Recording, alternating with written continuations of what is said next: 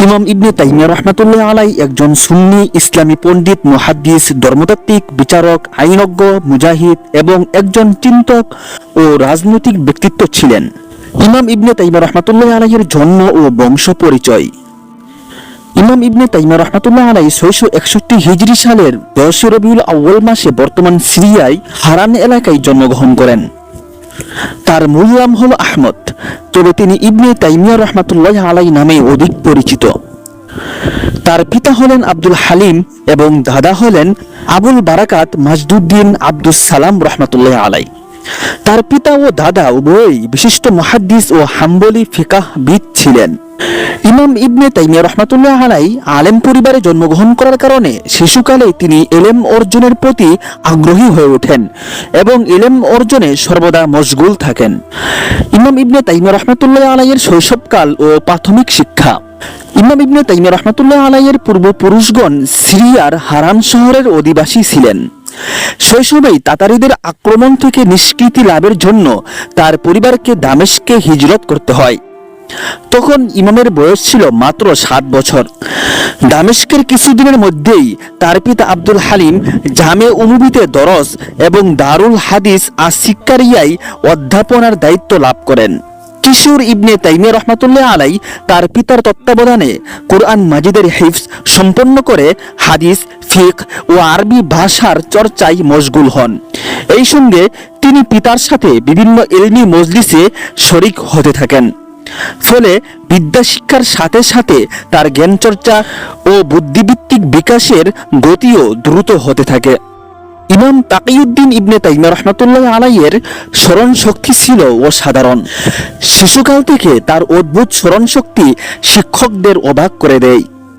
দামেস্কেও তার স্মরণ শক্তির চর্চা ছিল লোকদের মুখে মুখে। একবার হলবের একজন বিখ্যাত আলেম দামেস্কে আসেন। তিনি এখানকার তাকিউদ্দিন আহমদ ইবনে তাইমিয়া রাহমাতুল্লাহ আলাইহির নামক একটি কিশোরের অদ্ভুত স্মরণ শক্তির চর্চা শুনলেন। এর সত্যতা পরীক্ষা করার জন্য মাদ্রাসা যাবার পথে এক দর্জির দোকানে বসে গেলেন। কিছুক্ষণ পরে পথে অনেক ছেলেকে আসতে দেখা গেল। দর্জি দেখিয়ে দিল ওই বড় তখ্তি বগলে ছেলেটি ইবনে তাইমিয়া। তিনি ছেলেটিকে ডাকলেন। তার তখ্তিতে 13-14টি হাদিসের মতন অর্থাৎ মূল বর্ণনা লিখে দিয়ে বললেন, পড়ো।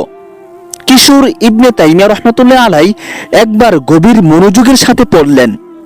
তিনি তখ্তিটি উঠিয়ে নিয়ে বললেন, মুখস্থ শুনিয়ে দাও।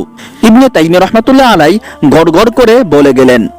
তখ্তি মুছে ফেলে এবার 3-1 গাদা সনদ লিখে দিয়ে বললেন, পড়ো। পড়া হয়ে গেলে মুখস্থ বলতে বললেন। গড়গড় করে এবার সনদও বলে গেলেন।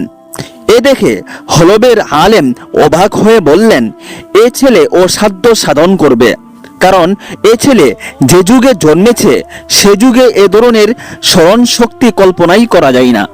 ইমাম ইবনে তাইমিয়া রাহমাতুল্লাহ আলাইহির জ্ঞান অর্জন ও জ্ঞান চর্চা। মাত্র 22 বছর বয়সে তিনি অগাধ জ্ঞান ও পাণ্ডিত্যের অধিকারী হন। কোরআন, হাদিস, ফিকহ ও উসুলের সাথে সাথে তিনি আরবি ভাষা ও সাহিত্যে পারদর্শিতা অর্জন করার প্রতিও বিশেষ নজর দেন। তিনি 200-এরও বেশি উস্তাদের কাছ থেকে হাদিস শিখেন। কোরআনের তাফসিরের প্রতি তার আকর্ষণ ছিল সবচেয়ে বেশি। তিনি নিজেই বলেছেন, কোরআনের জ্ঞান আয়ত্ত করার জন্য তিনি ছোট বড় 100-এরও বেশি তাফসির গ্রন্থ অধ্যয়ন করেন। কোরআন অধ্যয়ন সম্পর্কে তিনি নিজেই বলেছেন, কখনো কখনো একটি আয়াতের অন্তর্নিহিত অর্থ অনুধাবন করার জন্য আমি 100টি তাফসিরও অধ্যয়ন করেছি। তাফসির অধ্যয়ন করার পর আমি আল্লাহর কাছে দোয়া করতাম, হে আল্লাহ, আমাকে এই আয়াতটির অর্থ সম্পর্কে সম্যক জ্ঞান দান করো। আমি বলতাম, হে আদম ও ইব্রাহিমের শিক্ষক, আমাকে শিক্ষা দাও। আমি বিরান এলাকা ও মসজিদে চলে যেতাম এবং মাটিতে কপাল রেখে বলতাম, হে ইব্রাহিমের জ্ঞানদাতা, আমাকে জ্ঞান দাও। কোরআন, হাদিস ও ফিকহের সাথে সাথে কালাম শাস্ত্রেও তিনি গভীর পাণ্ডিত্য অর্জন করেন। সে সময় কালাম শাস্ত্রে ইমাম আবুল হাসান আশআরীর দর্শন ও নীতিশাস্ত্রের চর্চা ছিল সবচাইতে বেশি। ইলমে কালাম গভীরভাবে অধ্যয়ন করার পরেই তিনি এর যাবতীয় ভুল ভ্রান্তির বিরুদ্ধে লেখনী পরিচালনা করেন এবং শক্তিশালী যুক্তি প্রমাণের অবতারণা করে এমন কতিপয় গ্রন্থ রচনা করেন যার জবাব সমকালীন লেখক ও দার্শনিকদের পক্ষে দেওয়া সম্ভব হয়নি। ইমাম ইবনে তাইমিয়া রাহমাতুল্লাহি আলাইহির পাঠদান। 22 বছর কাল পর্যন্ত জ্ঞান লাভের পর তিনি জ্ঞান বিস্তারের কাজে আত্মনিয়োগ করেন। তার 22 বছর বয়সের সময় তার পিতা শিহাবুদ্দিন আব্দুল হালিম ইবনে তাইমিয়া রাহমাতুল্লাহি আলাইহি 682 হিজরিতে মৃত্যুবরণ করেন। তিনি ছিলেন দামেস্কের প্রধান দারুল হাদিস আসিক্কারিয়ার প্রধান মুহাদ্দিস। তার মৃত্যুতে এই পদটি শূন্য হয়। এর পর বছর তার সুযোগ্য পুত্র ইমাম তাকিউদ্দিন ইবনে তাইমিয়া রাহমাতুল্লাহি আলাইহি এই পদটি পূরণ করেন। তিনি 22 বছর বয়সে হাদিসের প্রথম দরস দেন। এ দরসে দেশের শ্রেষ্ঠ মুহাদ্দিস ও আলেমগণ উপস্থিত ছিলেন। যুবক আলেমের জ্ঞান ও পাণ্ডিত্য সবাইকে মুগ্ধ ও চমৎকৃত করে। এর 1 মাস পরে জুমার দিন শহরের প্রধান মসজিদ জামিয়া উমুবিতে তিনি পিতার শূন্য স্থানে কোরআনের তাফসির করার দায়িত্বে নিযুক্ত হন। ইমাম ইবনে তাইমিয়া রাহমাতুল্লাহি আলাইহি কর্তৃক গ্রন্থ রচনা। ইমাম ইবনে তাইমিয়া রাহমাতুল্লাহি আলাইহি 500-এরও অধিক গ্রন্থ রচনা করেছেন। ইসলামী জ্ঞান বিজ্ঞানের প্রতিটি শাখায় তার একাধিক রচনা বিদ্যমান রয়েছে। তার উল্লেখযোগ্য গ্রন্থের তালিকায় রয়েছে মাজমুউল ফাতাওয়া আল কুবরা, মিনহাজুস সুন্নাহ আন-নববিয়্যাহ, আল জওয়াবুস সহিহ লিমান বাদদালা দীন আল মাসিহ, আস-সারিমুল মাসলুল আলা শাতিমির রাসূল, আর-রাদ আলাল মানতিকিয়্যিন, মাজমুউর রাসাইলিল কুবরা। ইমাম তাইমিয়া রাহমাতুল্লাহি আলাইহির সংগ্রামী জীবনের শেষ অধ্যায়। 712 হিজরিতে আবার তাতারিদের আক্রমণের খবর শোনা গেল। তারা বিশাল সেনাবাহিনী নিয়ে দামেস্কের দিকে এগিয়ে আসছে। তাতারি আক্রমণ প্রতিরোধ করার সিদ্ধান্ত নিলেন সুলতান নাসিরউদ্দিন কালাউন। তিনি সেনাবাহিনী নিয়ে সিরিয়ার পথে রওনা হলেন জিহাদের নিয়তে।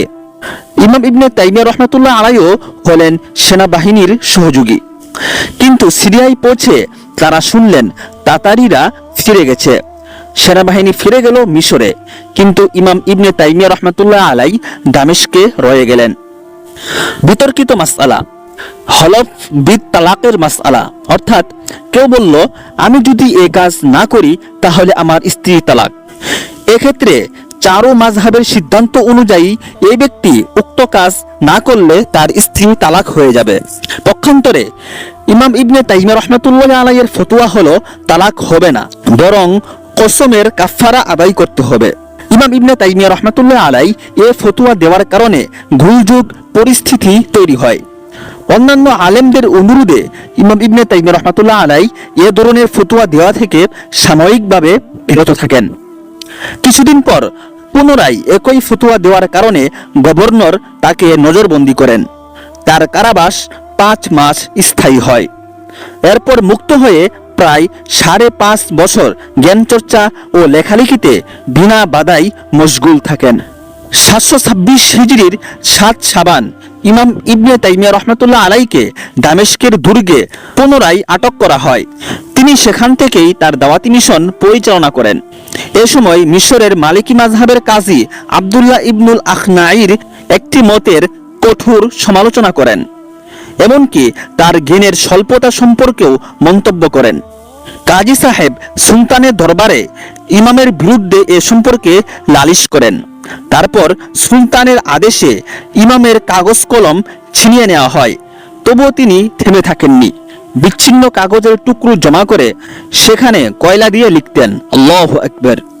ইমাম ইবনে তাইমিয়া রাহমাতুল্লাহি আলাইহির পরকালের পথে যাত্রা। ইমামের মৃত্যুশয্যায় দামেস্কের গভর্নর দেখা করে ইমামের কাছে নিজের কৃতকর্মের মাফ চান। ইমাম ইবনে তাইমিয়া রাহমাতুল্লাহি আলাইহি তাকে এবং সকল শত্রুকে ক্ষমা করে দেন। তবে যারা আল্লাহ ও রাসূলের প্রতি আক্রোশের বশবর্তী হয়ে তার শত্রুতায় লিপ্ত হয়েছিল এবং তাকে জেলে নিক্ষেপ করেছিল তাদেরকে মাফ করেননি। এই মহান মনীষী ইমাম ইবনে তাইমিয়া রাহমাতুল্লাহি আলাইহি 728 হিজরির 22শে জিলকদ 67 বছর বয়সে দুনিয়া থেকে বিদায় নেন। আল্লাহ তাআলা তাকে জান্নাতুল ফিরদাউস নসিব করুন, আমিন।